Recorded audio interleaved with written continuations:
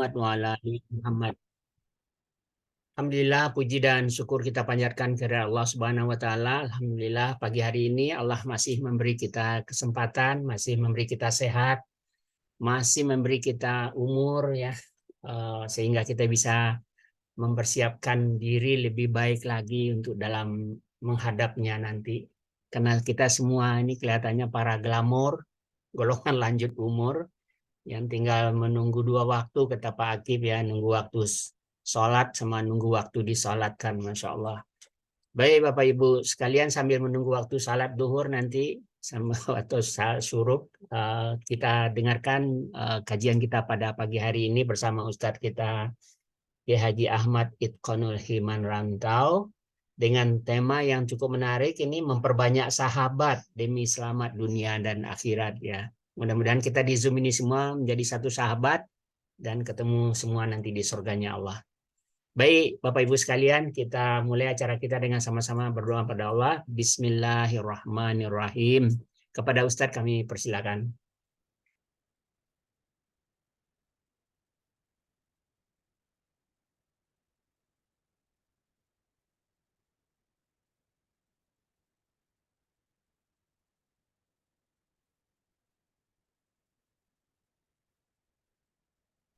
Iya, Ustadz, Pak Masya. ya. Minta tolong dijadikan host yang akun satu lagi yang tanpa foto. Oh, yang tanpa foto, baik. Untuk share screen-nya. Yang tanpa foto, Yang tanpa video maksud saya, sorry. tanpa video ya. Kalau ketemu di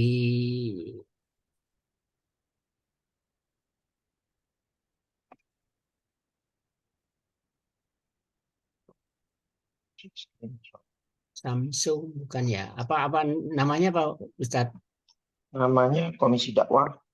Komisi Dakwah. Oh, tadi udah. Tapi yang paling, karena saya ada dua akun. Ada dua akun co-host. Komisi Dakwah ya, ini dia. Coba. Ya, udah start. Ya. Oh iya, baik. Jazakumullah khair. Sudah terlihat ya? Ya, sudah. Ya, baik. Bismillahirrahmanirrahim. Assalamualaikum warahmatullahi wabarakatuh. Assalamualaikum warahmatullahi wabarakatuh. Alhamdulillah. Alhamdulillahilladzi jama'ana fi hadzal makan wa fi hadhihi syabakah. Asyhadu an la ilaha illallah wahdahu la syarika lah. Syahadatan yathqalu bihal mizan. Asyhadu anna sayyidana wa nabiyyana Muhammadan abduhu wa rasuluh sayyidu waladi adnan.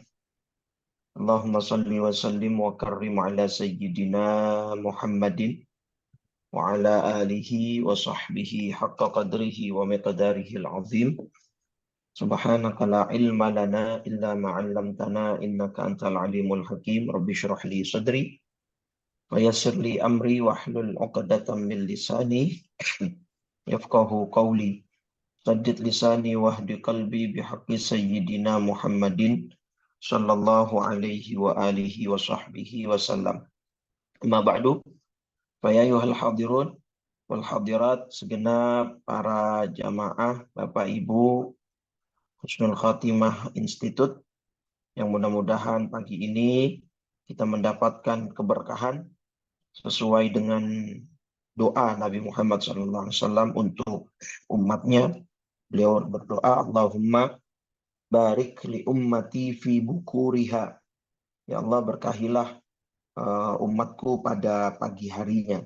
Mudah-mudahan kita masuk ke dalam golongan doa tersebut, sehingga kita di pagi hari ini dengan mengisinya sesuai tuntunan Rasul, yaitu thalabul ilmi, dan kewajiban kita, mudah-mudahan kita mendapatkan keberkahan. Salawat dan salam tak lupa senantiasa kita curah limpahkan kepada junjungan kita baginda Nabi besar Muhammad sallallahu alaihi wasallam beserta seluruh keluarganya, para sahabat dan pengikutnya hingga yaumil qiyamah. Mudah-mudahan kita semua yang hadir mendapat syafaat dari Nabi kelak di yaumil qiyamah. Amin ya rabbal alamin. Baik Bapak Ibu, sekali lagi mohon maaf atas keterlambatan saya karena tadi sesuai yang saya informasikan, putra saya yang masih 1 bulan, yang baru lahir kemarin 1 bulan, sedang sakit, flu batuk. Jadi ketika rewel tadi biasanya saya yang gendong gitu ya, yang mencoba untuk menidurkan. Dan alhamdulillah sekarang sudah tidur. Mudah-mudahan kita bisa tetap ya khusyuk dan bisa mengambil manfaat dari kajian ini, karena mungkin tadi mulainya terlambat, mungkin nanti bisa kita extend waktunya sekitar 7.15 mungkin ya Pak Mazwar, atau 7.10 gitu ya, untuk waktu yang tadi terbuang. Baik, kita akan membahas tema memperbanyak sahabat demi dunia akhirat ya. Sebelumnya gini Bapak Ibu, di dalam kitab Qutul Qulub ya, itu memang ada perbedaan pendapat ya. Saya langsung buka saja kitab Qutul Qulubnya. Sebenarnya kita itu dianjurkan untuk memperbanyak sahabat, memperbanyak circle ya, memperbanyak teman kita, atau justru kita dianjurkan untuk membatasi pergerakan kita dalam bergaul, gitu ya. Apalagi kalau kita misalnya membaca kitab namanya Minhajul Abidin, itu karya Imam Ghazali. Itu Imam Sufyan Ats-Tsauri, seorang tabi'in, bayangkan ya, seorang tabi'in itu di zamannya Sufyan Ats-Tsauri sudah mengeluarkan himbauan, anjuran untuk banyak orang segera beri'tizal, beruzlah. Artinya beruzlah itu kan menyendiri ya. Jadi diminta oleh Sufyan Ats-Tsauri untuk lebih banyak di rumah, jangan terlalu banyak bergaul, jangan terlalu banyak berteman, karena fitnah sudah mulai bermunculan di zaman Imam Sufyan Ats-Tsauri, seorang tabi'in. Kemudian Imam Ghazali di usia di tahun beliau kan akhir 450 sampai 505 Hijriah ya. Imam Ghazali kemudian mengeluarkan fatwa. Di zamannya beliau mengatakan sudah sangat wajib beruzlah, menyendiri gitu. Jangan terlalu banyak bergaul dengan orang-orang. Dikhawatirkan nanti akan terbawa atau terseret arus gitu ya. Nah, kalau di zaman tabi'in Imam Sufyan Ats-Tsauri sudah mengeluarkan himbauan untuk beruzlah, menyendiri. Kemudian di zaman Imam Ghazali 450 sampai 505, beliau sudah bahkan mewajibkan untuk sesering mungkin beruzlah, jangan terlalu banyak bergaul, berteman gitu ya, dengan orang-orang yang mungkin tidak membawa manfaat dalam kehidupan kita. Apalagi zaman sekarang kan begitu. Nah, baik, ini ada dua pendapat Bapak Ibu. Nah, ini pendapat pertama, bahwa pendapat pertama mengatakan aqlil minal ma'arif. Hendaknya kita jangan terlalu banyak punya teman, punya kenalan, ya, punya pergaulan. Jangan terlalu banyak lah. Boleh kalian bergaul, tapi jangan terlalu banyak gitu. Itu diikuti pendapat ini oleh itu yang saya blok warna merah, Sufyan Ats-Tsauri ya, tadi kan yang saya bilang kan ya, Sufyan Ats-Tsauri, Ibrahim bin Adham, Imam Daud At-Ta'i, Fudail bin Iyad, Sulaiman Al-Khawwas, Yusuf bin Asbat, Hudzaifah Al-Mar'ashi, dan Bishr Al-Hafi. Pendapat kedua, sebaliknya, berlawanan. Justru perbanyak teman, perbanyak sahabat. Kenapa? Karena nanti alasannya apa nih? Istaksiru minal ikhwan, perbanyaklah teman, perbanyaklah sahabat. Fa inna likulli mu'minin syafa'atan. Karena setiap orang beriman nanti di akhirat punya hak syafaat, Bapak Ibu. Jadi semakin kita banyak teman, menurut pendapat kedua, pandangannya adalah semakin kita banyak punya teman, semakin kita banyak punya artinya semakin besar potensi kita untuk bisa nantinya seandainya kita tidak selamat di akhirat, kita bisa diselamatkan. Paham ya sudut pandangnya ya? Sudut pandangnya paham ya Bapak Ibu ya? Jadi kalau yang pertama pendapat para imam itu menganjurkan untuk lebih sedikit berteman karena dikhawatirkan kalau kita banyak teman, itu nanti kita akan terseret ke dalam hal-hal yang tidak bermanfaat, apalagi kalau bisa yang lebih parah menjerumuskan gitu ya. Pendapat kedua, perbanyak teman, perbanyak sahabat, ya karena dengan itu orang-orang yang kita jadikan teman itu akan bisa berpotensi menyelamatkan kita nantinya di akhirat. Nah, terus pendapat mana yang kita ambil? Apakah pendapat pertama yang mengatakan kita sudah batasi saja pergaulan Anda, jangan terlalu banyak berteman? Husnul Khotimah Institute membernya ada berapa Pak Mazwan? Totalnya itu. Kalau sekarang ya yang ikut kajian ini sekitar 60-70, Ustaz. 60-70 ya, Masya Allah. Nah itu 70 orang ini kalau kita kenal semua, ya mudah-mudahan Bapak Ibu juga saling mengenal satu sama lain, at least ya tahu nama, ya, walaupun tidak dekat misalnya. Ya, atau pendapat kedua yang kita ambil, kita memperbanyak lagi circle kita dengan orang-orang beriman. Nah, saya mengambil apa ya tengah-tengah Bapak Ibu, sesuai dengan surat Az-Zukhruf surat 43 ya ayat ke-67. Ya, ayat 67. Di sini Allah berfirman apa? Al-akhillau yawma idzin ba'duhum li ba'din aduun illal muttaqin.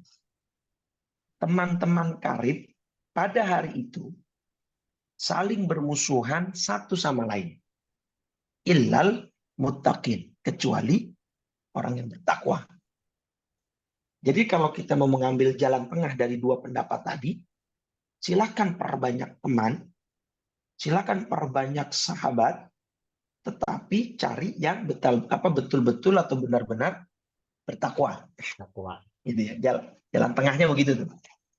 Jadi mudah-mudahan Husnul Khotimah Institute masuk kategori itu semua tuh. Yang bertakwa semua insya Allah gitu ya. Baik. Nah, ketika mengutip ayat ini, Imam Ibnu Hatim dalam tafsirnya, ya tafsir Ibnu Abi Hatim mengutip satu riwayat dari Sayyidina Ali bin Abi Thalib, gambaran ayat ini itu nanti ada dua kondisi, satu dua orang mukmin yang bersahabat, gitu ya. Dua orang mukmin yang bersahabat ini salah satunya meninggal duluan, Bapak Ibu.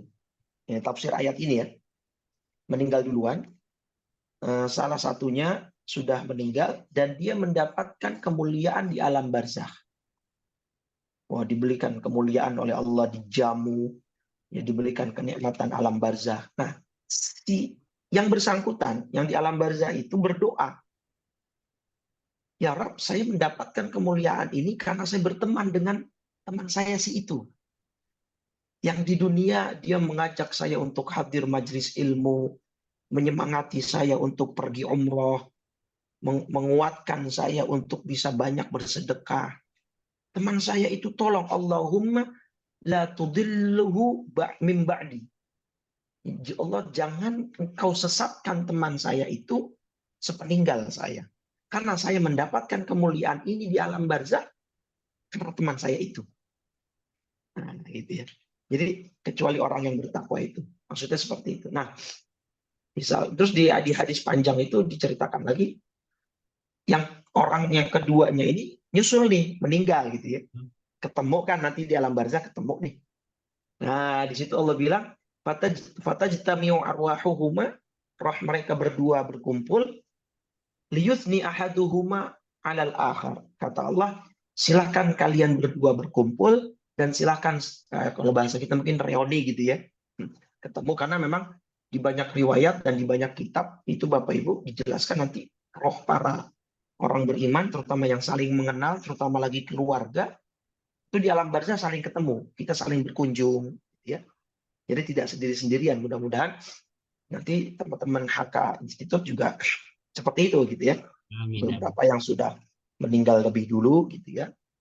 Kita yang belakangan nanti akan bertemu gitu. Nah, kata Allah, silakan kalian bertemu, berjumpa, dan saling memuji satu sama lain.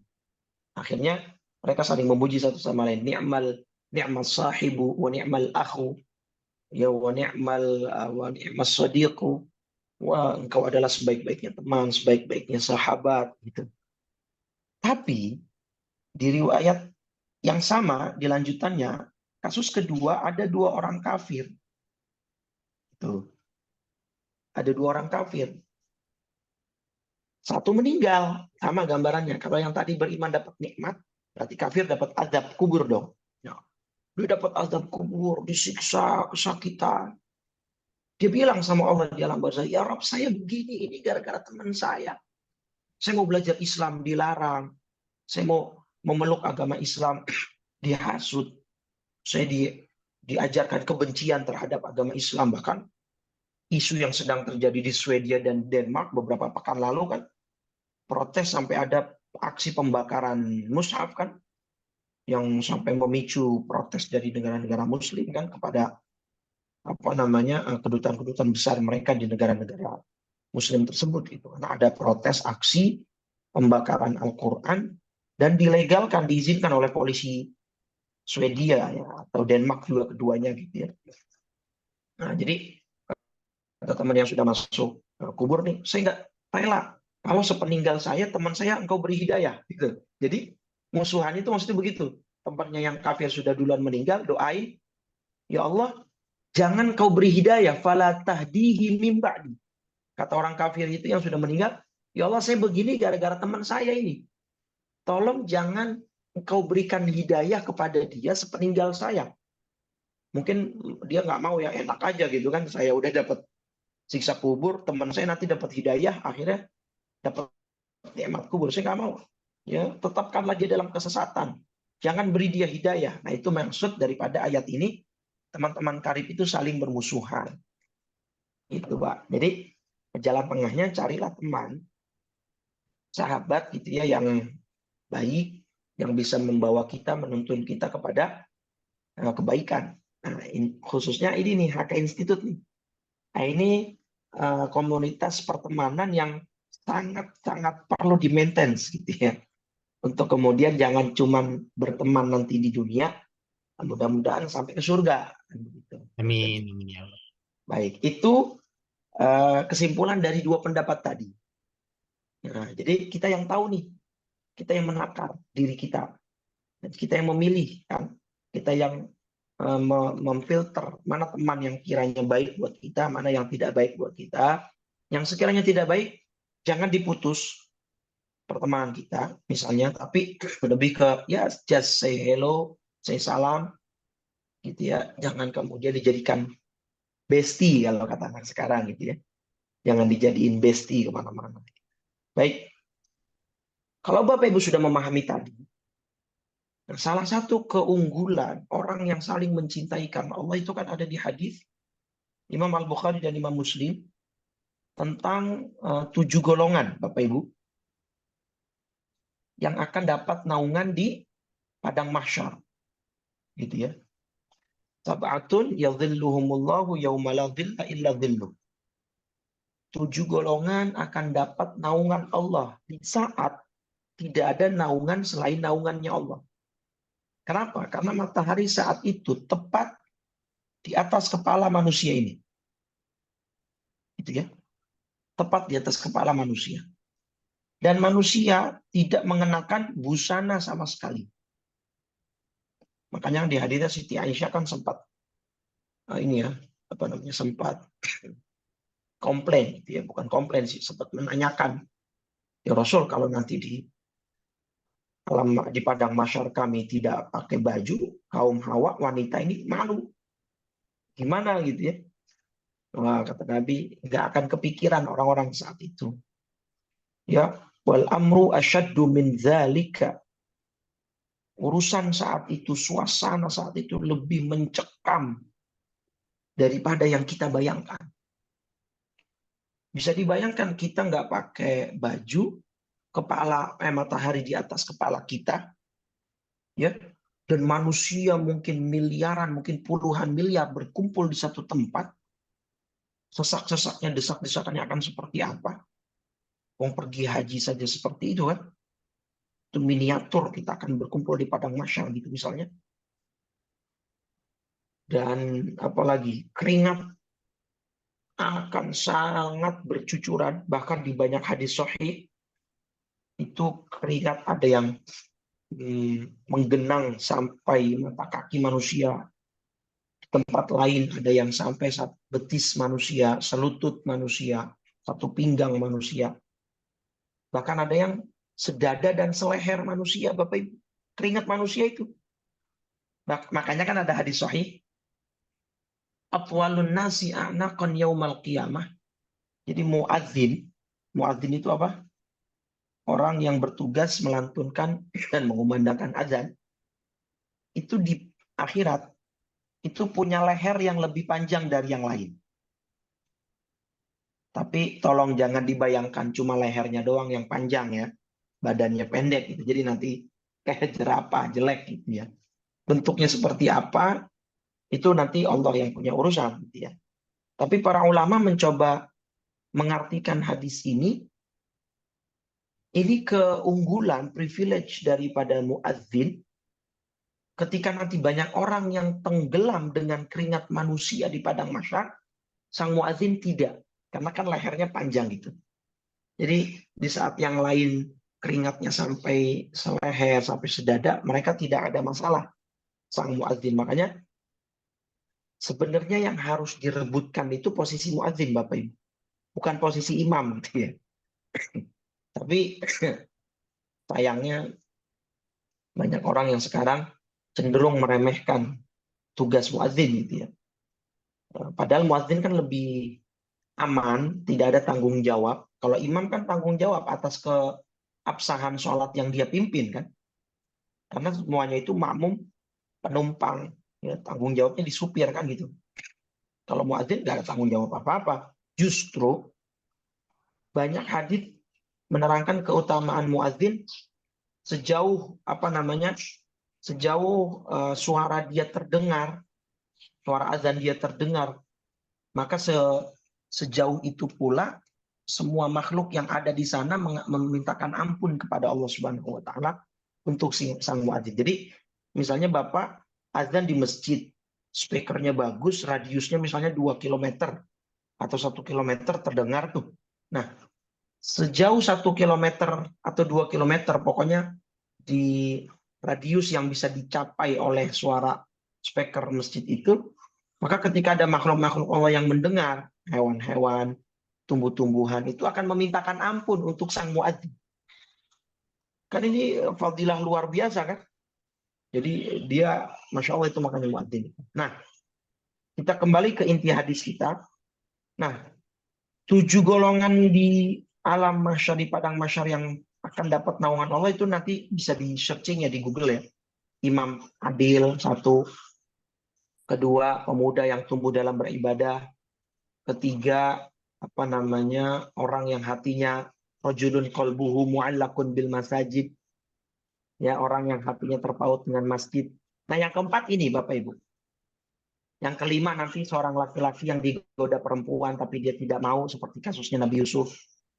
Kemudian yang keenam orang yang bertahajud, sholat malam dan meneteskan air mata karena mengingat dosa-dosanya. Dan 7 orang yang yatasaddaq biyaminihi, sedekah dengan tangan kanan, walam ta'lam shimaluhu. Nah, itu 7 golongan tuh Bapak Ibu. Itu Bapak Ibu yang sudah tadi prolog yang disampaikan Pak Mazwar, sedang menunggu 2 waktu gitu ya, para glamor-glamor ini gitu, Masya Allah. Jadi bisa mengejar salah satu dari 7 golongan ini. Mana Bapak Ibu yang bisa Bapak Ibu kejar, yang bisa Bapak Ibu menjadikan diri Bapak Ibu masuk dari salah satu 7 golongan. Apakah yang tadi bersedekah tanpa tangan kiri tahu? Nah, paling tidak di tema kita kali ini yang nomor 4, kita insya Allah bisa nih. Apa? Rajulani tahaba fillah ijtama'a alaihi wa tafarraqa alaihi. Dua orang yang saling mencintai karena Allah, di jalan Allah, berkumpul berpisahnya juga karena Allah. Jadi kalimat cinta di sini bukan cinta biologis ya. Artinya bukan cinta intergender gitu. Tapi lebih kepada ya tadi yang saya bilang, ketika teman sakit, ya kita menengok, menyupport dia. Tuh ketika teman butuh bantuan, kita bantu. Ketika teman sedang down, butuh penyemangat untuk ibadah, kita semangati untuk mereka ibadah. Ketika mereka sedang lemah, kita kuatkan mereka. Nah, hal-hal yang seperti itulah yang semacam apa namanya konteksnya itu cinta persahabatan karena Allah, ya. Saya nggak mau kamu apa namanya kita kumpul di dunia saja. Saya pengennya kita juga kumpul lagi nih di surga gitu ya. Maka ayo dong, sholat yang rajin.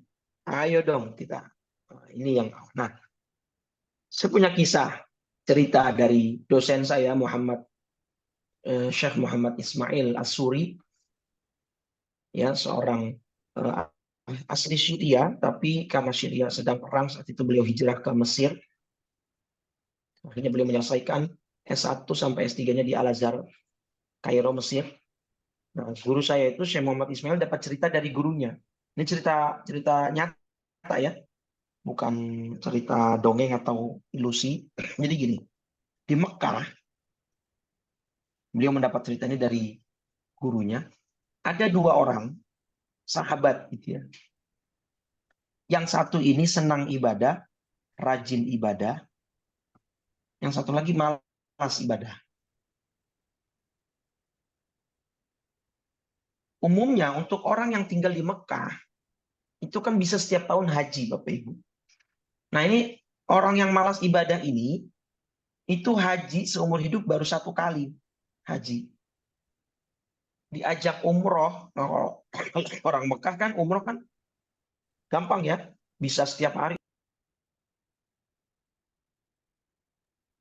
Bahkan sehari 3 kali itu bisa gitu kan.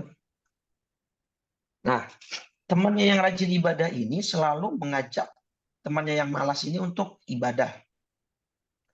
Ya sekedar mungkin i'tikaf di Masjidil Haram atau umroh dia. Gak mau. Ini selalu menolak ini. Ini selalu menolak orang ini. Nah, satu waktu tiba-tiba dia ini sepulang kerja menelpon dia ini. Telepon dan mengajak umroh. Subhanallah, ya si temannya yang rajin ibadah ini senangnya luar biasa. Karena biasanya sulit diajak ibadah, ini dia ngajak duluan gitu. Bro, pulang kerja kita umroh yuk, ayo. Janjianlah mereka untuk umroh. Singkat cerita, selesai mereka umroh, teman yang malas ibadah ini izin Pak, Bu ya, untuk sholat di Hijr Ismail. Di Hijr Ismail. Nah, kemudian ditunggu oleh temannya ini di pintu keluar masjid. Ya, Masjidil Haram. Ditunggu 5 menit, 10 menit nggak muncul. 15 menit nggak keluar. Disamperlah temannya ini yang malas ibadah tadi. Nah, ternyata sedang sujud. Sedang sujud, ditunggu 5 menit, nggak bangun-bangun. Akhirnya senggol-senggol, ternyata tumbang, meninggal dunia. Nah, kan temannya yang rajin ibadah ini kaget, bukan kepalang, luar biasa. Loh, ini kok bisa? Kawan saya yang malas ibadah, gitu ya, kok wafatnya husnul khotimah seperti ini? Setelah umroh, ya, sedang sholat, posisi sujud, gitu kan? Masya Allah, indah. Setelah selesai pemakaman, singkat cerita, temannya ini cari tahu ke rumahnya si yang malas ibadah ini, tanya ke keluarganya, ke istrinya, tapi mereka juga menyatakan saya nggak tahu suami saya punya ibadah apa gitu kan, kamu tahu sendiri sebagai temannya, kamu tahu bahwa suami saya itu malas ibadah gitulah kira-kira ya. Nah terus coba ingat-ingat Bu, ada nggak ibadah yang dia lazimkan gitu ya.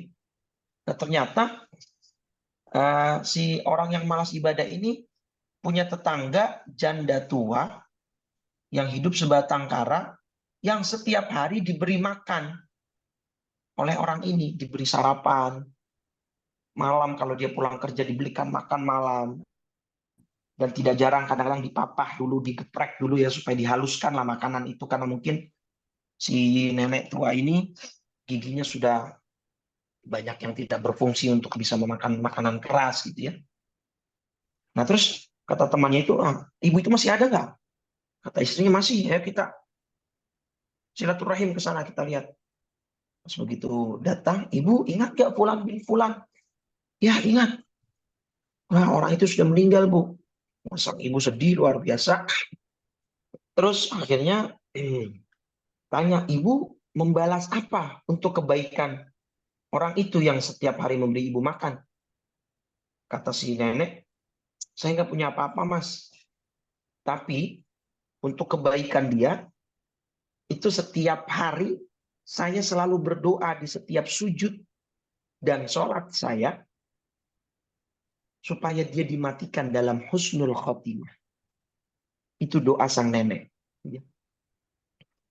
Dan memberi makan ini Bapak Ibu sebagai perantara media atau wasilah ibadah yang dilakukan si teman yang malas ibadah itu. Nah dari kisah ini kita bisa melihat potret bagaimana persahabatan yang sejati gitu ya. Artinya sampai titik darah penghabisan, si sahabat yang rajin ibadah ini terus mendorong temannya yang malas ini untuk bisa ibadah sampai akhirnya berhasil untuk mereka melaksanakan umroh bersama, ya walaupun dengan perantara ini ya. Jadi memberi makan itu pahalanya memang besar, Ibu Bapak. Dalilnya mana? Surat Al-Muddathir ya. Misalnya ketika nanti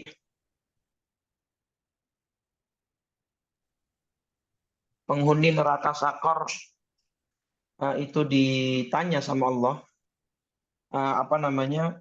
Kenapa kamu masuk neraka Sakor? Qalu lam nakum minal musallin. Alasan yang pertama, karena kami tidak termasuk orang yang melakukan sholat. Ini kan masalah kakum fi sakor. Apa yang menyebabkan kalian masuk neraka sakor? Jawaban mereka alasan pertama, lam nakum minal musallin. Kami tidak sholat. Yang kedua, lam nakun nut'imul miskin. Kami tidak pernah memberi makan kepada orang miskin. Memang di sini konteks memberi makannya kepada orang miskin. Tapi dalam hadis apa? Kata Nabi, afsus salam. Sebarkan salam. Ya, terus yang kedua apa? At'imut ta'am, beri makan. Nah, ini dalam hadis sahih ya. Yang ketiga apa sih? Wasilul arham, silatur rahim. Terus yang ketiga, yang keempat, wasallu bil laili wan nasuniyam, salat malam. Nah, ini teman-teman, bapak-bapak, ibu-ibu HK Institut bisa nih kejar empat ini. Sebar salam. Dalam hadis yang lain, ila man ta'rif au ila man la ta'rif. Sebar salam ke yang kalian kenal atau yang tidak kalian kenal. Sebar assalamualaikum, assalamualaikum gitu ya. Beri makan. Makan ini kan bukan hanya kebutuhan orang miskin, orang kaya kan juga makan gitu ya. Nah, mungkin konteksnya kalau kita berkeluarga, kita traktir keluarga kita sendiri atau keluarga dari pihak istri, kita makan-makan ke restoran gitu ya. Nah, itu termasuk tuh. Silaturahim, sholat malam. Apa kata Nabi? Tadkhulul jannata bisalam. Kalian akan masuk surga dengan sejahtera. Nah, itu jadi memberi makan memang ya dengan sesama teman-teman HK Institut gitu misalnya ya. Ya udah lama nih kita online terus nih. Yuk kita jalanlah ke restoran mana gitu, kita makan-makan gitu ya. Misalnya ini contoh aja gitu ya. Kalau bisa sekalian panggil ustadz-ustadznya gitu. Gitu ya, baik. Nah, jadi itu Bapak Ibu salah satu potret persahabatan yang memang nyata gitu ya. Nah, kemudian potret persahabatan selanjutnya, paling pertama sekali ini sebelum masuk ke hadis itu, Siapa sahabat Nabi yang paling afdol, yang paling utama di antara sahabat-sahabat Nabi yang banyak itu? Jawabannya pasti siapa? Abu Bakar. Abu Bakar As-Siddiq. Betul. Abu Bakar As-Siddiq radhiyallahu taala anhu arda. Bahkan nama Abu Bakar itu dimasukkan ke dalam Al-Qur'an secara tersirat gitu ya. Memang tidak ada kalimat secara eksplisit atau secara tersurat Abu Bakar gitu di Al-Qur'an, nggak ada. Tapi secara implisit, secara tersirat ada. Di mana? Surat At-Taubah, surat 9, ayat 40. Ketika ayat ini menceritakan Nabi sedang melakukan perjalanan hijrah ke Yathrib dan transit atau istirahat di Gua Thur. Ya, idhuma fil ghar. Nah, ketika keduanya berada di dalam gua. Nah, keduanya ini siapa? Ya Nabi dan Abu Bakar. Idh yaqulu li sahibihi. Ketika itu Nabi Muhammad berkata kepada sahabatnya tuh. Nah, jadi bahkan dengan ayat ini Bapak Ibu, kamera saya jatuh. Sebentar.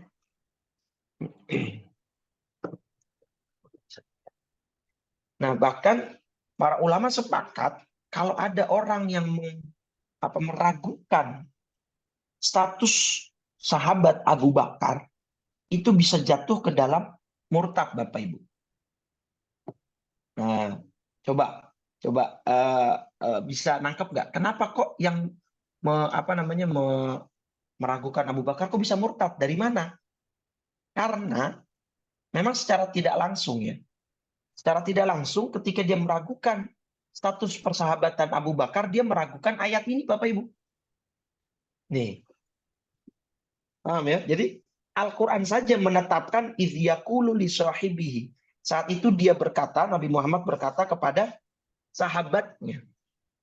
Nah, berarti ketika ada orang yang meragukan persahabatan Abu Bakar dengan Nabi, berarti dia mengingkari ayat ini. Dan dari situlah celah dia bisa dihukumi sebagai orang yang ya paling tidak dia meragukan Al-Quran. Kalau dia sampai meragukan betul bisa murtad gitu ya, Bapak Ibu. Apalagi Syiah-Syiah yang ekstremis ya, Syiah-Syiah yang radikal itu kan sampai bahkan melaknat-laknat Abu Bakar, Umar, dan Utsman di dalam sholatnya. Waliyadzubillah gitu ya. Baik. Nah, ini kisah persahabatan yang luar biasa. Bahkan kan di ayatnya itu la tahzan. Idz yaqulu li sahibihi la tahzan. Innallaha ma'ana. Jadi itu Abu Bakar Siddiq ketakutan gitu ya.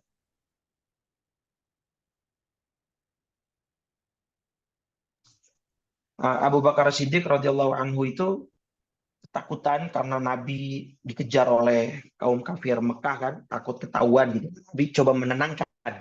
Idz yaqulu li sahibihi la tahzan innallaha ma'ana. Enggak usah khawatir, enggak usah sedih.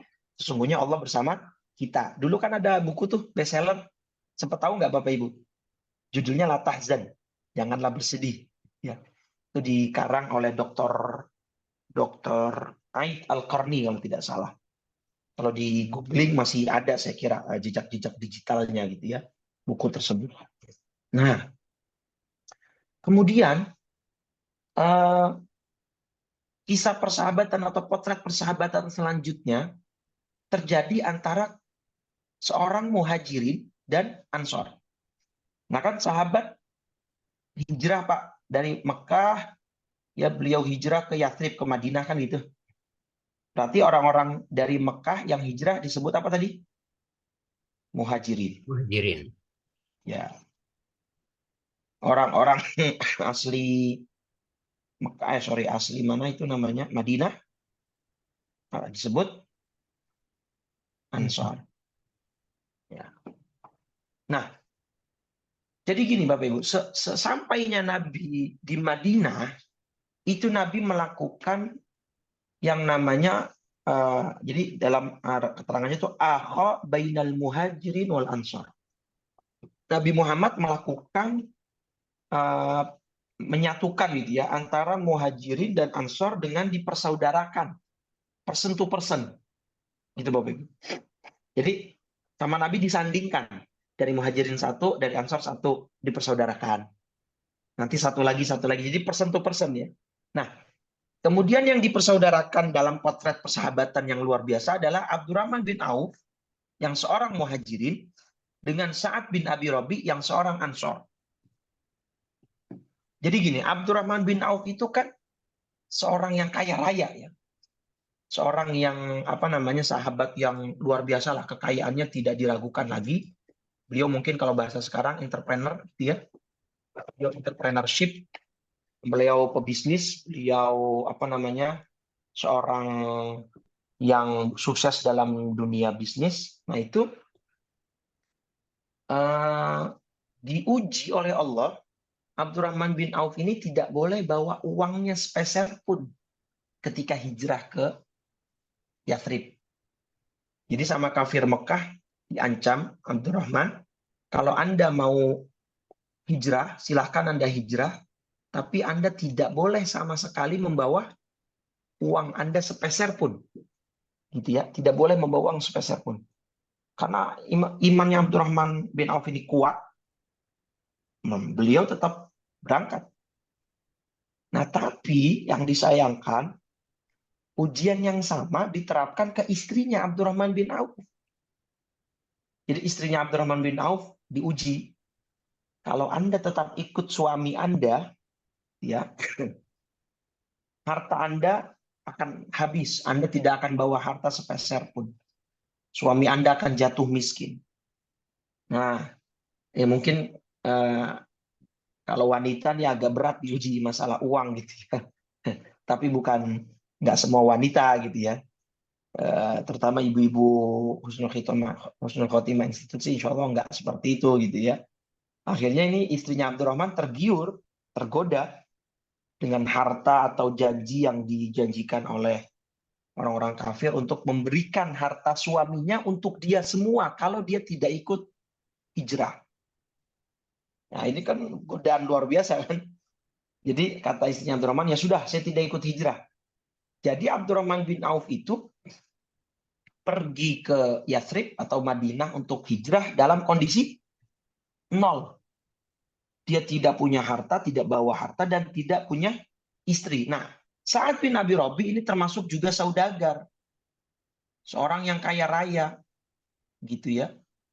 Nah, ketika Sa'ad bin Abi Rabi dipersaudarakan oleh Abdurrahman bin Auf, beliau begini. Ya Abdurrahman, inna li malan kathiran, syatrani baini wa bainaka. Abdurrahman, saya punya harta banyak, aset luar biasa. Kita bagi dua ya. Subhanallah Bapak Ibu. Ini sedikit mau saya fokuskan. Umumnya orang itu kan akan berbagi, tapi kan sekedarnya Bapak Ibu. Tidak mungkin sampai 50% apa yang dia punya dia bakal kasih kan gitu ya. Itu satu poin. Sedangkan Sa'ad bin Abi Rabi itu memberikan ke Abdurrahman bin Auf separuhnya, dia rela untuk berikan. Yang kedua, poin yang mungkin Bapak Ibu sudah ada yang sadar atau belum, saya tanya, Abdurrahman dan Sa'ad ini sudah saling mengenal atau belum sebelumnya? Belum. Belum. Karena satu di Mekah, satu di Madinah, Yathrib. Saat itu belum ada teknologi, belum ada video call, belum ada Zoom meeting begini gitu ya. Kalau sudah ada mungkin mereka bisa saling tegur sapa gitu kan. Tapi kan belum. Artinya saat bisa memberikan 50% dari apa yang dia punya kepada orang yang notabene baru dia kenal. Itu kira-kira secara psikologis berarti luar biasa atau biasa-biasa saja ini pemberiannya Saat. Kan luar biasa sekali. Untuk orang yang notabene baru dia kenal, hanya iman yang menyatukan dia. Ya di samping memang ini pilihan Rasulullah, tentunya keduanya percaya dengan pilihan Nabi. Tapi kan orang ini baru dia kenal. Poinnya tadi yang kedua, dia akan berikan 50%-nya. Yang ketiga poinnya, Sa'ad bin Abi Rabi itu menawarkan salah satu dari dua istri yang dia punya. Nah, itu dia. Jadi Sa'ad bin Abi Rabi ini kebetulan punya dua istri. Ya, salah satunya karena si Abdurrahman nggak punya istri kan, tadi nggak bawa istri, istrinya nggak ikut, ditawarkanlah, man, innali imro'atan, saya punya dua istri. Man. Nah, unzur ayyatahuma ya ahbabta hatta ukhali'aha. Coba lihat mana yang Anda suka dari kedua istri saya. Nah, ini lagi poin ketiga. Biasanya orang itu akan memberi sesuai apa yang dia mau beri. Iya kan? Misalnya kita sebagai pemberi nih. Nah, yang memilih apa yang akan diberi itu si pemberi atau penerima? Pemberi dong. Misalnya ada apa itu baksos ya. Ada misalnya korban banjir, korban kebakaran. Misalnya di lingkungan RW kita, kelurahan kita ada baksos diminta untuk mengumpulkan baju layak pakai gitu kan. Nah, yang menentukan baju kita yang mana yang akan kita kasih itu siapa? Kita atau si korban bencana itu? Kan kita sendiri. Nah, biasanya kita ngasih baju yang masih kita suka, apa yang sudah kita nggak suka nih. Biasanya kan, ya walaupun mungkin masih layak pakai, tapi mungkin baju yang udah kita tidak suka kan begitu ya. Nah, makanya sampai Allah tegaskan dalam Al-Quran, awal juz keempat Bapak Ibu, surat apa itu? Surat Ali Imran, ayat 92, ya. Apa Allah berfirman di situ? Lan tanalul birra hatta tunfiqu mimma tuhibbun. Kamu tidak akan memperoleh kebajikan sebelum kamu menginfakkan sebagian harta yang kamu cintai. Kalimatnya mimma tuhibbun, yang kamu cintai. Jadi kalau memberi orang itu, beri yang kamu cintai. Dan itu tantangan dan ujiannya. Kalau kita ngasih ya, umumnya kan yang kita udah nggak senang ya, baju yang udah mungkin udah lama kita nggak pakai, ya mungkin masih layak pakai, tapi udah kita nggak senang, maka kita kasih ke orang kan gitu. Nah makanya kan sedekah infak dengan harta dengan uang itu beratnya luar biasa. Kenapa? Karena kita semua cinta sama duit. Kita semua cinta, saya apa senang sama harta gitu. Yarhamukallah. Jadi artinya seperti itu Bapak Ibu. Jadi potret persahabatan antara Abdurrahman bin Auf dan Sa'ad bin Abi Robi ini potret persahabatan yang luar biasa. Bahkan perhatikan di sini, Allah memuji orang-orang Ansor dalam surat Al-Hasyr, surat 59 ayat 9. Oke, kita lihat. Ini pujian Allah, pujian mutlak dari Allah untuk orang-orang Ansor. Surat 59, surat Al-Hasyr ayat 9. Nah, ada 3 pujian di sini Bapak Ibu untuk orang-orang Ansor. Pertama, yuhibbuna man hajara ilaihim. 1. Wala yajiduna fi sudurihim hajatan mimma utu. 2. Wa yu'thiruna ala anfusihim walau kana bihim khasasah. Ini 3. Apa itu artinya? 3 pujian Allah kepada orang-orang Ansor. Ya, orang-orang Ansor. 1, mereka mencintai orang-orang yang berhijrah ke tempat mereka. Jadi mereka nggak ada sama sekali dalam hatinya tuh sumpek gitu ya, kedatangan tamu banyak, mereka mungkin malas menjamu, mereka enggak, mereka senang, mereka suka ada tamu dari kota Mekah sebagai orang-orang yang hijrah. Kedua, mereka tidak menaruh keinginan dalam hati terhadap apa yang diberikan kepada kaum muhajirin. Artinya apa ini? Tidak menaruh keinginan di dalam hati orang-orang Ansor terhadap apa yang sudah mereka berikan kepada muhajirin. Kalau bahasa kita Indonesianya tidak pamrih gitu ya, terhadap apa yang sudah diberi. Yang ketiga, dan ini yang luar biasa, yu'thiruna ala anfusihim. Orang-orang Ansor itu selalu mendahulukan, poinnya di sini ya, mendahulukan, mengutamakan orang-orang muhajirin di atas dirinya sendiri, meskipun mereka juga memerlukan, meskipun juga mereka butuh. Ini poin. 3 pujian dari Allah untuk orang-orang Ansor. Dan ini dipraktekkan langsung tadi oleh Sa'ad bin Abi Robi kepada Abdurrahman bin Auf. Gitu ya, yang luar biasanya tadi menawarkan hartanya, menawarkan salah satu dari istrinya. Tetapi Abdurrahman bin Auf tidak apa bahasanya, tidak mengambil kesempatan dalam kesempitan gitu ya. Tidak aji mumpung kalau orang bilang. Artinya ketika ditawarkan harta dan istrinya Sa'ad bin Abi Rabi, Abdurrahman menolak dengan tegas. Kata beliau, mali hajatun fi malika wa mra'atika. Ya Sa'ad, saya tidak butuh hartamu, saya tidak butuh istrimu. Terus kamu butuhnya apa? Dullani ala suq. Tunjukkan saya di mana pasar. Jadi beliau pengen berdikari.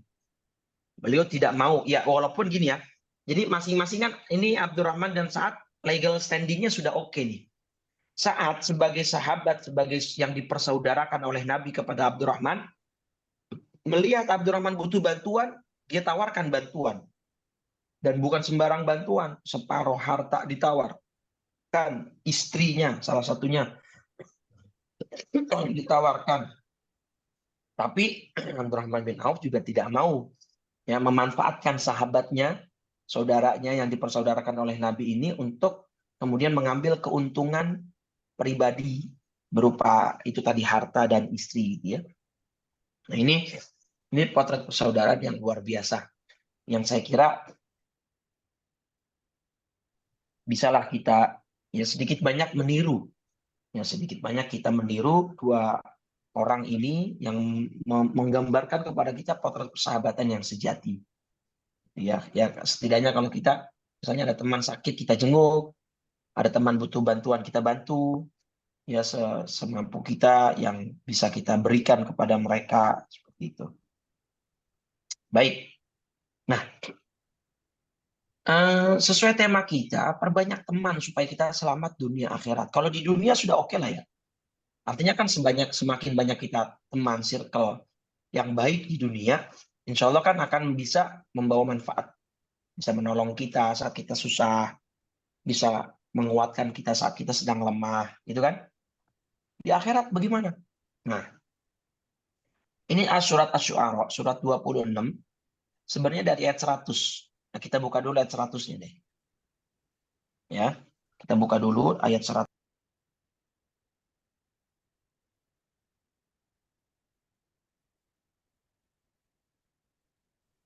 Surat Asy-Syu'ara, surat 26, ayat 100 dan 101.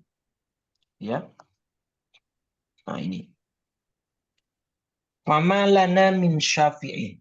Nanti orang-orang kafir, Bapak Ibu, di akhirat itu mereka akan berkata, kami nggak punya orang yang bisa menolong kami.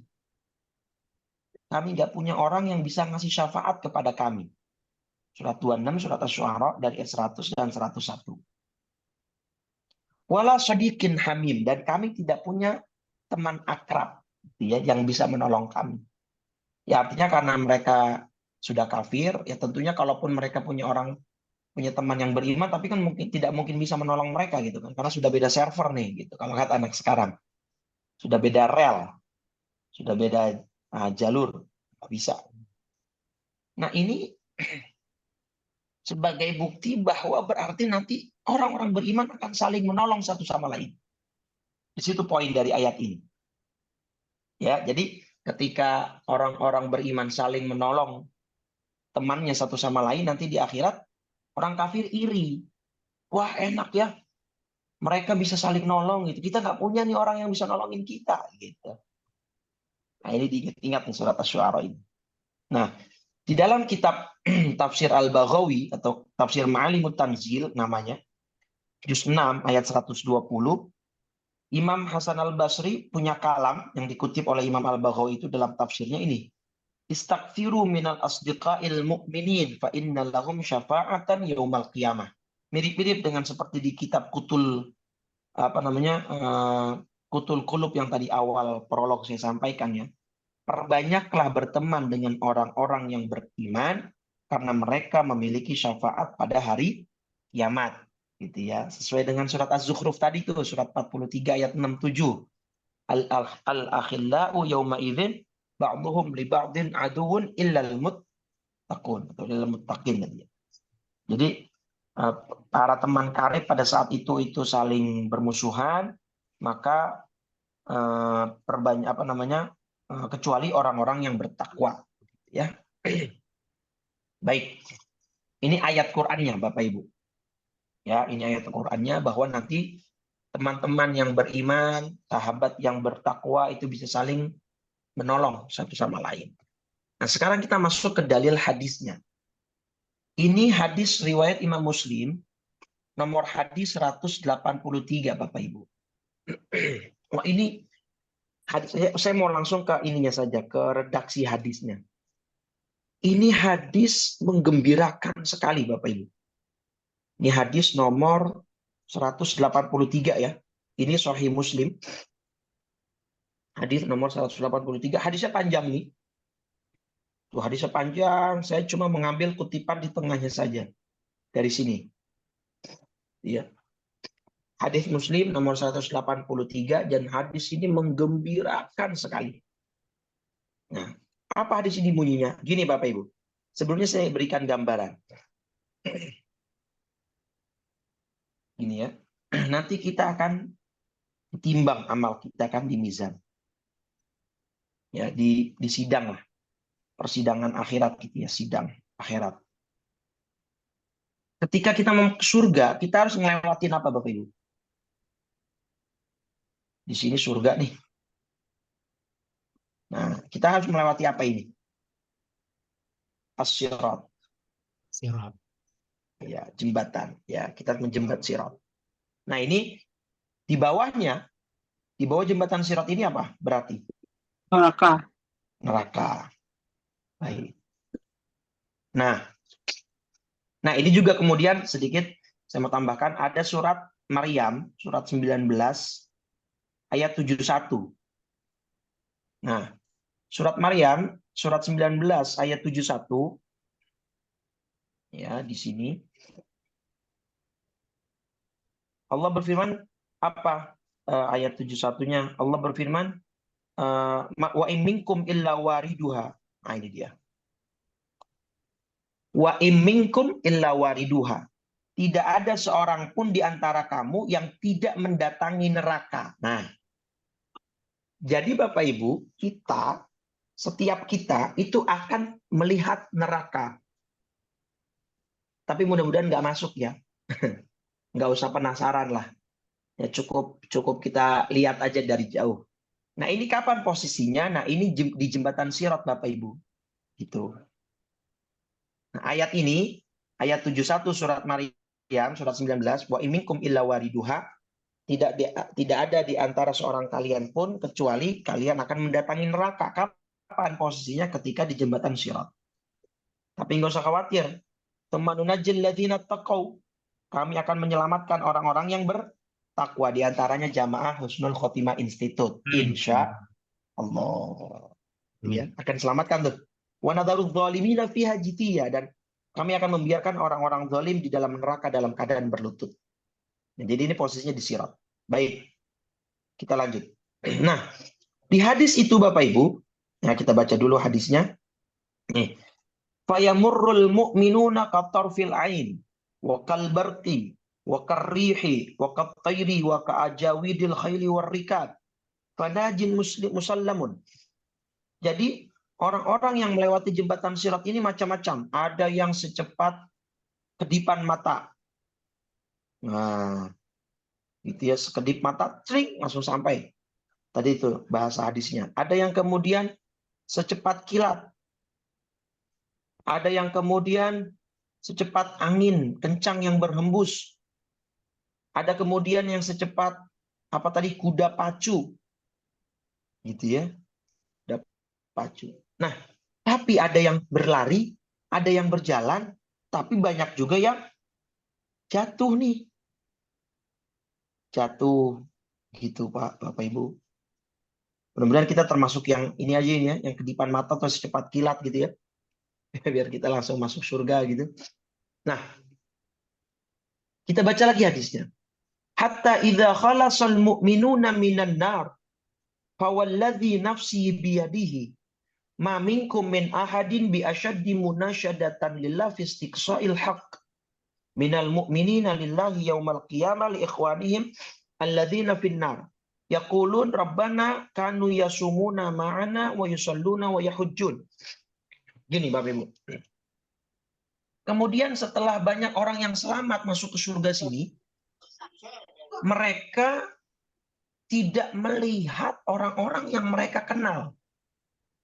Akhirnya mereka menghadap kepada Allah, ya Rabb, mana nih orang-orang yang dulu di dunia sholat bersama kami, puasa bareng kami, hadir majelis ilmu di setiap Senin pagi di Husnul Khotimah Institute bersama kami. Mana nih? Tidak ada kok. Akhirnya setelah mereka menghadap Allah, mereka minta izin untuk menyelamatkan teman-teman mereka. Mereka diberi izin. Tapi lihat redaksi hadisnya Bapak Ibu. Apa Allah bilang? Akhriju man araftum. Wah, ini hadis menggembirakan sekali Bapak Ibu. Baik, kata Allah, silahkan kalian pergi ke neraka, keluarkan siapapun yang kalian kenal. Tuh. Jadi bahasanya apa? Keluarkan siapapun yang kalian kenal. Itu dia bahasanya. Jadi siapapun yang kalian kenal, keluarin, selamatin. Begitu. Nah, kemudian di sini kalimatnya fayukhrijuna khalqan katsiran qad akhadhatin naru ila nisfi saqaihi wa ila rukbataihi. Jadi gini Bapak Ibu. Ini kan orang-orang banyak yang terjun nih ke neraka nih karena nggak selamat di jembatan sirat. Nah, tapi karena di sini tadi orang-orang sudah menghadap kepada Allah untuk menyelamatkan siapapun yang mereka kenal, ini mereka langsung lari ke neraka, diselamatkan orang-orang yang tidak selamat ini, yang tadi jatuh ini, tapi mereka belum masuk neraka secara utuh. Jadi belum nyemplung ke neraka secara utuh, gitu ya. Paham ya?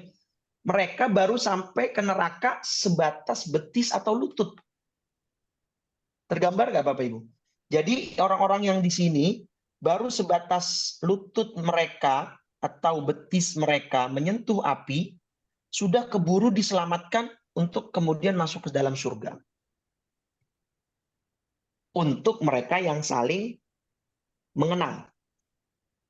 Gitu ya, untuk mereka yang saling mengenal. Nah, sudah nih diselamatkan yang saling mengenal, mereka balik ke surga, masuk. Terus sama Allah, irji'u. Jangan masuk surga dulu, balik-balik. Sekarang selamatkan yang punya kebaikan 1 dinar. Oh, subhanallah. Jadi kita urutkan Bapak Ibu. Ya, kita urutkan dulu. Jadi gini. Pertama yang saling kenal. Yang saling kenal sudah selamat masuk neraka. Masuk surga maksudnya. Yang kedua, kata Allah tadi apa? Selamatkan yang punya kebaikan 1 dinar. Yang ketiga, kata Allah, ketika yang punya kebaikan 1 dinar itu sudah selamat semua. 1 dinar itu berapa sih Bapak Ibu? Sekitar 4 juta ya. Masa kebaikan manusia seumur hidup nggak ada 4 juta gitu ya. Insya Allah banyaklah yang punya.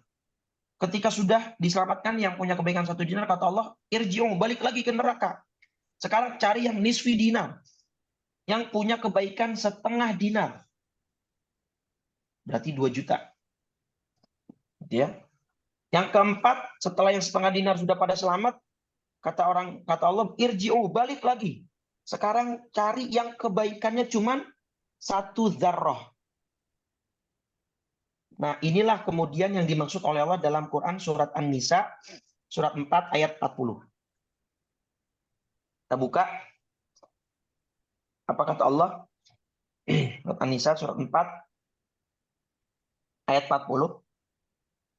Innallaha la yadhlimu mithqala dzarrah. Ini dia. Sesungguhnya Allah tidak akan menzolimi seorang pun walaupun kebaikannya sebesar dzarrah. Nah, itu dia. Kalau dia punya kebaikan sekecil dzarrah pun Allah akan lipat gandakan dan berikan pahala yang besar dari sisi Allah. Inilah maksud Allah dalam surat An-Nisa ayat 40. Gitu ya. Jadi bayangkan berapa banyak orang yang kemudian diselamatkan oleh orang Islam yang sudah lebih dulu masuk surga. Pertama yang saling kenal sudah selamat. Yang tidak saling kenal tapi punya kebaikan 1 dinar. Tidak saling kenal tapi punya kebaikan setengah dinar. Tidak saling kenal tapi punya kebaikan walaupun cuma 1 dzarrah. Apakah selesai? Ternyata belum, Bapak Ibu. Makanya saya bilang ini hadis menggembirakan sekali. Apa kata Allah? Syafa'atil malaikah, para malaikat sudah memberi syafaat. Wa syafa'an nabiyun, para nabi sudah. Wa syafa'al mu'minun, orang beriman sudah. Walam yabqa illa arhamur rahimin. Kata Allah, tinggal saya yang belum ngasih syafaat. Subhanallah. Fayaqbidu qabdatan minan nar, kemudian Allah mengambil satu genggam dari neraka. Fayukhrij minha qauman, maka Allah mengeluarkan banyak manusia yang beriman. Kalau syarat iman mutlak ya, jangan ditanyakan lagi. Syarat iman mutlak. Tapi mereka lam ya'malu khairan qat. Nggak punya kebaikan sekecil apapun. Kalau tadi kan batas terakhir yang punya kebaikan 1 dzarrah nih sudah diselamatkan oleh orang-orang beriman. Ya, ini yang Allah langsung selamatkan dengan zatnya yang mulia. Allah menyelamatkan orang-orang yang tidak punya kebaikan sekecil apapun. Tuh. Tapi karena mereka sudah menjadi hitam, arang, debu gitu ya, sudah hitam legam karena dibakar di neraka. Fayulqihim fi nahrin fi afwahil jannah. Mereka dicemplungkan ke dalam sungai yang berada tepat di bibir pintu surga. Ya, yuqalu lahu nahrul hayah, namanya sungai kehidupan. Nah, kemudian ketika mereka sudah nyemplung ke situ, mereka keluar lagi dalam keadaan yang sudah bersih ya, fisiknya sudah wangi, bersih, tanpa adanya bekas-bekas siksaan api neraka gitu ya. Jadi keluar nih yang nomor 5, yang spesial. Yang nomor 5 spesial nih. Orang-orang yang Allah selamatkan langsung tidak punya kebaikan. Tidak punya kebaikan sedikit pun. Nah, ini tadi hadis Sahih Muslim nomor hadis riwayat Imam Muslim nomor 183. Nah, jadi kenapa saya bilang hadis ini membahagiakan? Kalau dilihat dari hadis ini kan berarti Allah pengen banget itu sebanyak mungkin orang Islam yang diselamatin gitu kan? Iya. Nah, kalau tidak pertama yang saling kenal, saling menyelamatkan. Nah, kalau nggak saling kenal, yang penting punya kebaikan 1 dinar. Nggak punya kebaikan 1 dinar, setengah dinar. Nggak punya kebaikan setengah dinar, 1 dzarrah kebaikan. Ya kan? Bahkan terakhir Allah menyelamatkan yang tidak punya kebaikan sama sekali, itu hak prerogatif Allah. Itu ya. Nah, yang punya kebaikan 1 dzarrah ini Allah firmankan tadi dalam surat An-Nisa surat 4 ayat 40 gitu ya. Bukankah kita pernah mendengar satu hadis wanita yang nakal mendapatkan rahmat hidayah dari Allah, dia memberi minum seekor anjing dapat rahmat gitu kan. Dan cerita sejenis itu banyak Bapak Ibu. Imam Shibli ya, seorang ulama dari Baghdad, dari Irak, itu ketika beliau meninggal kemudian beliau dimimpikan oleh sahabat-sahabatnya, ditanya, "Ma fa'alallahu bika ya Imam Shibli?"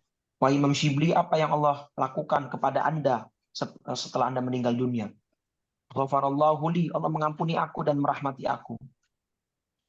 Dengan apa? Nah, Allah ketika dalam mimpi Allah bertanya kepada Imam Shibli, "Ya Shibli, tahu nggak kenapa aku mengampuni kamu?" Kata Imam Shibli, "Dengan ibadahku ya Rabb." Bukan. Dengan ikhlasku? Bukan. Dengan haji dan puasaku? Bukan juga, kata Allah.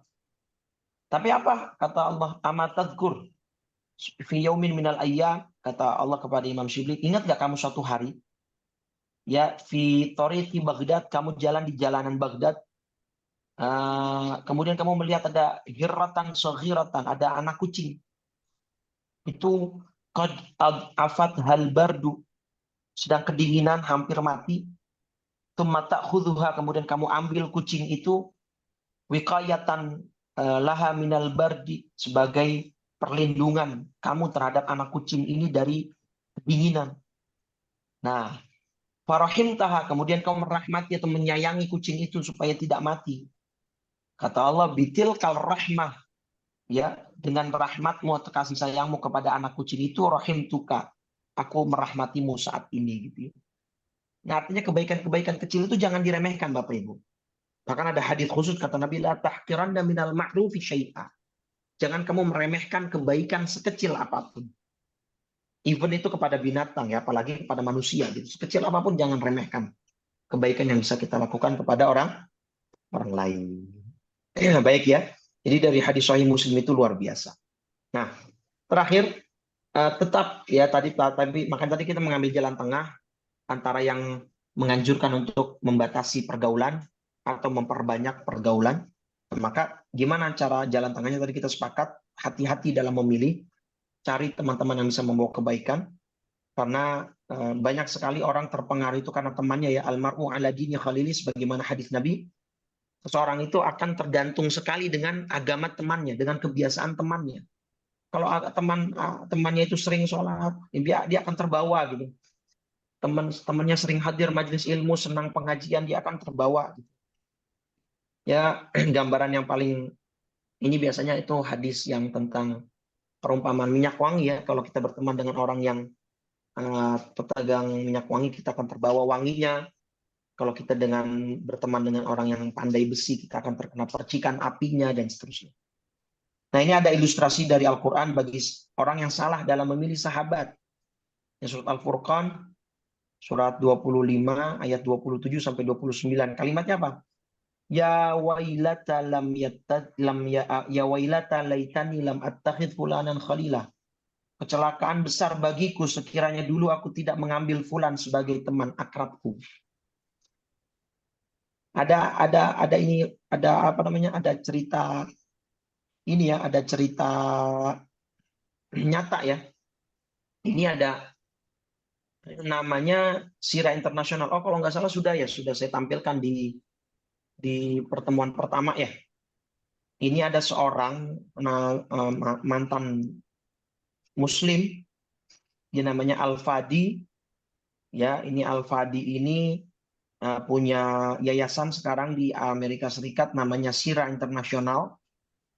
Dia ini orang Saudi Arabia aslinya, 16 tahun hafal Quran, 20-an tahun berniat untuk hijrah, untuk jihad ke Palestina, gitu ya. Tapi dilarang oleh abahnya, kemudian dikirim ke Amerika untuk belajar. Tapi karena salah bergaul, nah di sini poin saya. Salah memilih teman, salah bersahabat. Akhirnya dia di kejadian 9/11, dia menyatakan untuk murtad, Bapak Ibu, naudzubillah, gitu ya. Bahkan dia mendirikan ini Sira Internasional. Apa Sira Internasional itu? The Center for Islamic Research and Awareness, gitu ya. Nama dia Al-Fadi itu, dia memproklamirkan dirinya sendiri Al-Fadi, former Wahabi Muslim from Saudi Arabia and the founder of Sira International. Is on a mission. Sekarang bahkan dia punya misi besar to introduce Muslims to the gospel of Jesus Christ. Bukan hanya murtad, tapi dia punya misi sekarang untuk mengajak orang-orang Islam itu mempelajari ajaran Yesus Kristus. Artinya mengajak orang-orang untuk murtad. Gitu ya. Naudzubillah min dzalik. Jadi mengajak orang-orang untuk memeluk agama Kristen. Itu naudzubillah min dzalik. Bahkan tetapi ngomong-ngomong orangnya bukan yang ini ya. Bukan yang sedang Bapak Ibu lihat ini. Orang itu yang di bawah ini Bapak Ibu orangnya. Ini namanya Al-Fadi. Ya, seorang muslim yang tadinya taat sekali, 16 tahun hafal Quran, gara-gara di Amerika salah bergaul, salah berteman, dia akhirnya memilih untuk keluar dari agama murtad. Dia. Nah, ketika Bapak Ibu klik find answer di sini, nah kita akan terbawa ke laman YouTube dia. Nah, Bapak Ibu silakan saksikan judul-judul konten YouTube dia, ya, judul-judul konten YouTube dia yang saya tidak sampai hati membacanya gitu ya. Nah, ini misalnya, naudzubillah ya. Ini dia misalnya. Kemudian kemudian mana lagi? Ini dia. Ini jadi mereka akhirnya dia mengobok-ngobok gitu ya ajaran Islam gitu ya. Ini karena salah pilih teman, Ibu, Bapak. Maka benar tadi yang dikatakan Allah dalam Al-Quran surat Furqan ayat 27. Aku sekiranya dulu aku tidak mengambil fulan sebagai teman. Kenapa? Laqad adallani 'ani dzikri. Temanku itu telah menyesatkan aku dari Al-Quran. Nah, ini dia. Gitu ya. Nah, ini pentingnya kita memilah dan memilih sahabat, memilih teman untuk supaya kita tidak terbawa. Baik, terakhir Bapak Ibu, sebagaimana hadis yang sudah tadi saya sampaikan bahwa Bapak Ibu sudah mengenal saya, kita sudah bersama mungkin sekitar 3 atau 4 pertemuan ini. Maka saya harap Bapak Ibu mengenal saya, menghafal wajah saya, mengetahui nama saya. Jadi kalau nanti Bapak Ibu tidak mendapati saya di surga, tolong cari saya dan selamatkan saya. Masya. Bapak Ibu ya. Nah, ini sekelas Imam Jauzi saja berpesan seperti itu kepada teman-temannya. Illam tajiduni fil jannah bainakum fas'alu anni. Kalau kalian tidak menemukan aku di surga, maka tolong tanyakan tentang aku kepada Allah. Gitu ya. Ya Rabbana abduka fulanun kana yudzakiruna bika. Ya Allah, dulu ini fulan ini mengajarkan kami mengisi materi di acara Husnul Khotimah Institute gitu ya. Jadi Bapak Ibu mengenal saya, mengetahui saya, jadi tolong besok selamatkan saya kalau Bapak Ibu tidak menemui saya di surga gitu ya. Begitu Baik, sebaliknya, Ustaz. ya mudah-mudahan sebaliknya juga kita bisa saling menyelamatkan. Baik, Wallahu Ustaz. a'lam Masya Allah. bishawab. Luar Baik. biasa. Ini pencerahan pagi ini bikin kita lebih optimis lagi nih, Mas Ustaz. Betul, maka tadi saya bilang hadis itu menggembirakan sekali. Jadi Gembirakan sekali. uh, jadi bisa lebih membuat kita optimis Baik. bahwa Allah sangat menginginkan banyak hambanya yang selamat dari neraka kemudian masuk ke dalam surga gitu ya. Maka saya bilang janganlah kita di dunia ini terlalu mengkerdilkan rahmat Allah. Ya. Paham maksud saya? Jangan kemudian gara-gara beda pendapat, oh kamu masuk neraka, kamu sesat, itu terlalu mengkerdilkan rahmat Allah kan? Ya. Maksud saya gitu kan. Ya. Even kepada orang yang berbuat maksiat saja kita nggak boleh begitu gitu kan. Apalagi yang sesama muslim tapi hanya beda pendapat gitu kan. Itu kan terlalu naif dan terlalu mengkerdilkan rahmatnya Allah gitu. Untuk yang selama dia masih hidup walaupun dia masih maksiat kan masih ada potensi untuk taubat gitu. Baik. Saya kira itu Pak Mazwar. Ibu sekalian, silakan masih ada 5 menit ya.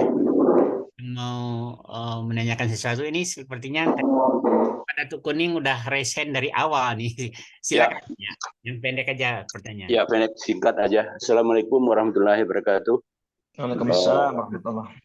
Syukran Ustaz. Ini ada satu yang kami tanyakan. Pertama adalah hakikat sahabat itu apa sih? Karena dia hadis Ustaz mengenakan hadis tadi, carilah teman yang menjual wangi dan jangan-janganlah yang pandai besi. Atau juga ada surat An-Nahl 90 dua apa itu kan. Jadi intinya apa? Sahabat ini apa hakikatnya nih Ustaz? Syukran Ustaz. Silakan Ustaz. Baik. Jadi sahabat yang dimaksud di sini yang secara hakikat adalah ini. Sebenarnya tadi ada yang saya lewatkan ya slide-nya karena waktu kita terbatas. Ini dia.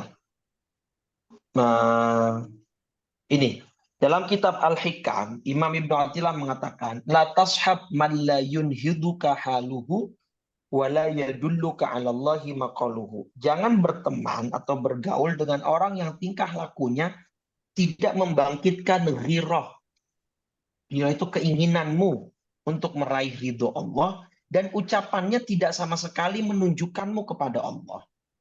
Jadi hakikat sahabat yang dimaksud dalam konteks tema kita kali ini Bapak adalah sahabat yang benar-benar bisa membersamai kita, menuntun kita, membimbing kita kepada Allah. Simpelnya itu. Makanya kan tadi ketika Nabi dalam surat At-Taubah surat 9 ayat 40 ketika Nabi dan Abu Bakar singgah di Gua Thur, ketika sahabat Abu Bakar sedang kesedihan, sedang ketakutan, apa Nabi bilang? La tahzan innallaha ma'ana. Jadi Nabi menasehatinya dengan udahlah nggak usah takut ada Allah kok begitu. Jadi hakikat sahabat yang dimaksud di sini adalah bukan sahabat yang misalnya misalkan dalam pergaulan tongkrongan anak muda gitu ya. Misalnya mereka melakukan hal-hal yang dilarang.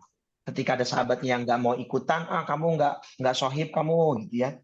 Lu nggak asik lo jadi sahabat lo, nggak bukan begitu.